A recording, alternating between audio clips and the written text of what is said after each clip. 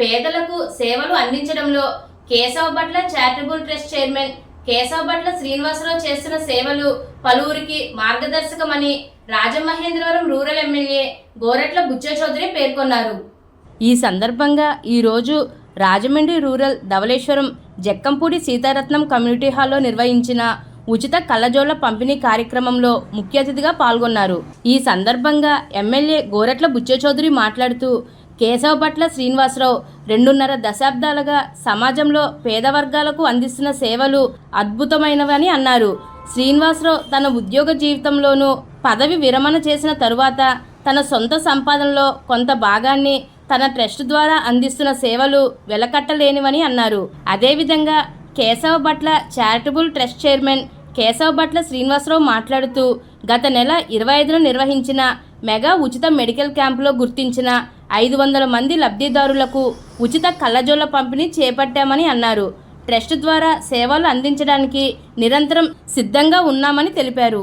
ఈ కార్యక్రమంలో ట్రస్ట్ సభ్యులు చిటికెన వెంకటరమణ, బండారు శ్రీనివాస్, అన్నదాత నాగరాజు, శుంకర చంద్రమౌళి, కేశవభట్ల శ్రీమంత్, ప్రవీణ్, జనసేన నాయకులు ఎడ్ల మహేష్, టీడీపీ నాయకులు ఎలుగుబంటి ప్రసాద్, పండూరి అప్పారావు, ఆళ్ల ఆనంద్ తదితరులు పాల్గొన్నారు. 56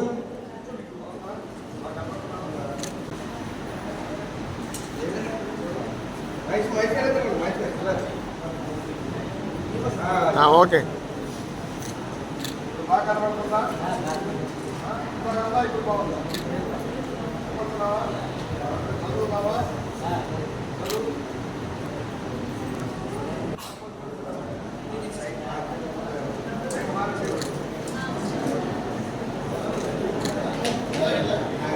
కె మహాలక్ష్మీరావు 91 మహాలక్ష్మీరావు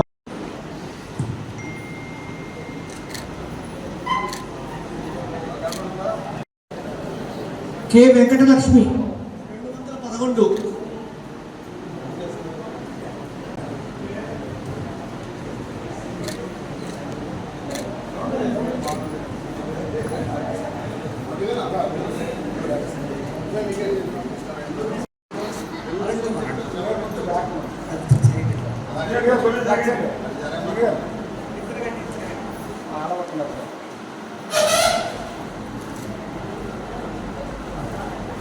కేశవభట్ల ఇంటి పేరుతో పెద్దల పేరుతో ట్రస్ట్ను ప్రారంభించి తన చిరుద్యోగిగా ఉన్న దగ్గర నుంచి కూడా సేవా రంగంలో ముందుకు వస్తూ ఉన్నారు.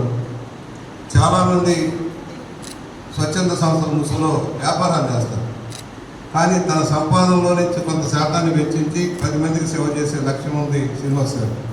నేను ఎరుగున్న దగ్గర నుంచి అనేక సంవత్సరాలుగా అనేక కార్యక్రమాలు నేను కూడా పార్టిసిపేట్ చేశాను. పేదల కోసం వైద్య సహాయం అందించడంలోనూ విద్యా సౌకర్యం కల్పించడంలోనూ వాళ్ళు చేసిన కృషి అమోఘమైంది. ఆయన రిటైర్ అయినా కూడా దాన్ని కొనసాగిస్తున్నారు. రైల్వే ఉద్యోగి అయినా కూడా ఆయన డ్యూటీకి వెళ్ళొచ్చాక కూడా ఈ కార్యక్రమాలు చేసేవారు. అనేక మంది మిత్రుల సహాయంతో కుటుంబ పెద్దల పేరుతో వారిని నిలబెట్టేదారు. ఇవాళ నైరో ప్రధానం, కంటి చూపు లేదు, ఏమీ చేయలేదు. సరైన సమయంలో పరీక్షలు చేసి సరైన విధానంలో వైద్యం చేయించుకోకపోతే అందరితో ప్రారంభించే పరిస్థితి వస్తుంది.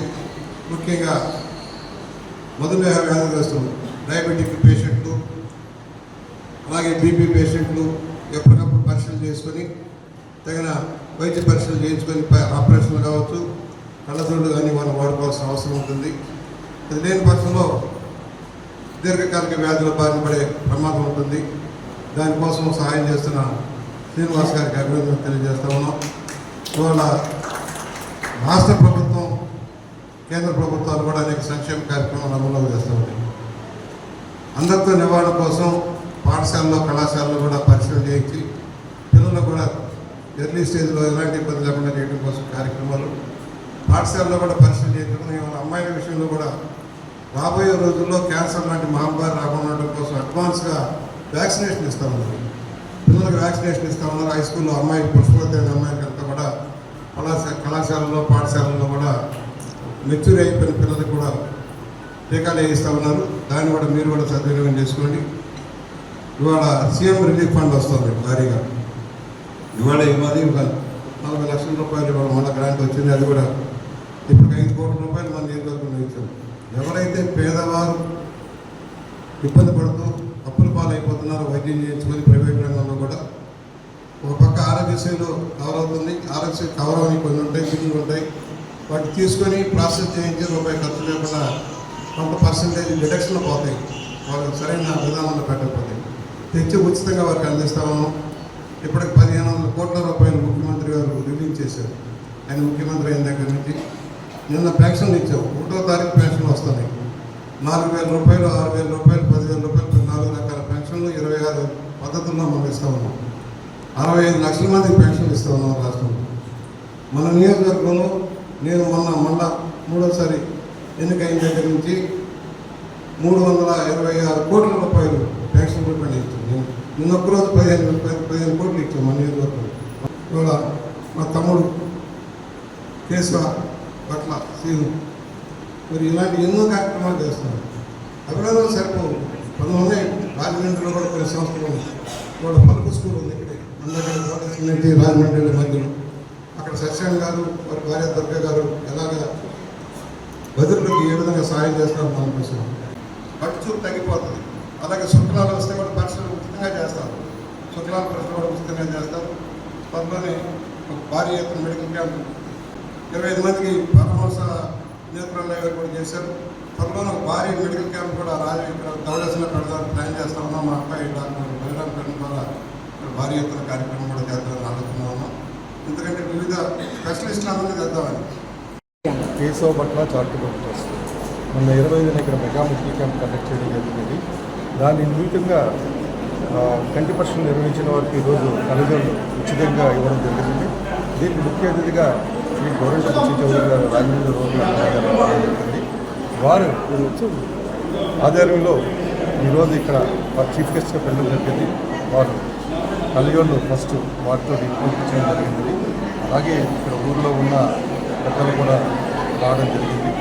మరి ఇప్పటివరకు మేము సుమారు 75 క్యాంపులు నిర్వహించడం జరిగింది. గతంలో 1,25,000 కలజోళ్ళు ఇవ్వడం జరిగింది. మళ్ళీ ఈరోజు ఇక్కడ 350 పైబడి కలజోళ్ళు ఇవ్వడం జరిగింది. ఇలాగే ప్రతి మంత్ 2 monthsకి లేకపోతే 2 monthsకి ఒకసారి ఎప్పుడైతే స్లమ్ ఏరియాలో ఉన్న ఏరియాలోకి వచ్చి మెగా మెడికల్ క్యాంప్స్ కండక్ట్ చేయడం జరుగుతుంది. దీనికి మనకు తోడుగా జిఎస్ఎల్ వారు క్లినిక్ వారు మాకు ఇప్పటి నుంచో మేము చారిటీ స్టార్ట్ చేసిన దగ్గర నుంచి మాకు సహకారం చేసి అందిస్తున్న పరమహంస యోగా నేత్రాలయ వారు, ఎంవి ప్రసాద్ హనుమంతుల సంస్థ, దగ్గర హాస్పిటల్ డాక్టర్ ప్రభాకర్ వీళ్ళందరూ ఆధ్వర్యంలో మేము ఒక మెగా మెడికల్ క్యాంప్స్ కండక్ట్ చేయడం జరుగుతుంది. ఇలాగే ఈ యొక్క క్యాంప్స్కి అక్కడ ఎడ్యుకేషన్ కూడా ఈసారి మా చార్టీ మెంబర్స్ అందరూ మేము కూర్చొని డిసైడ్ చేసుకుని ఎవరు బాగా చదివించుకునే పిల్లలు తల్లిదండ్రులు ఉంటారు, వాళ్ళు కూడా టాపర్స్ అయి ఉన్నారు. ఎందుకంటే హైయెస్ట్ మార్క్స్ ఇచ్చి బాగా చదువుకుని ఉన్న వాళ్ళకి మా ట్రస్ట్ మేము నిర్ణయించుకొని వాళ్ళు చదివించడం జరుగుతుందండి.